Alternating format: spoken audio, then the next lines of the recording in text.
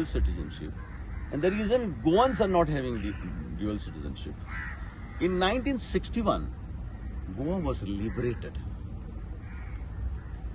And thereafter, when Salazar was dethroned, the Portuguese government had accepted that Goa is a part of India.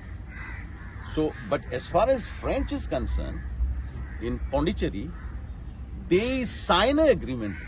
They gave the land back to, and therefore there was an understanding between the government of India and government of France, and therefore I have read on this, nearly 50% of the population in Pondicherry are having dual citizenship. That means they can support, they can vote in India, they can vote also in France.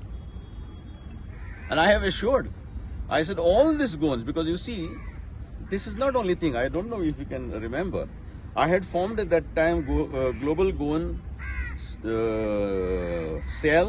the NRI Chamber of Commerce and Industry, Goan Chamber of Commerce and Industry, NRI Goan Cell, and of course Overseas Employment Corporation. The idea was to integrate all these Goan communities who are all over the world with Goa, so that they can contribute to the progress, development and the prosperity of the state of Goa. What do you see the chances of having the dual citizenship? Sorry? What are the chances of having the dual citizenship? I feel if Pondicherry can have a dual citizenship, why not Goa? You see, today America is having dual citizenship. UK is having dual citizenship. Canada is having dual citizenship. Australia is having dual citizenship. All the advanced countries of the world are having dual citizenship. And India today is a global power. India is no longer this.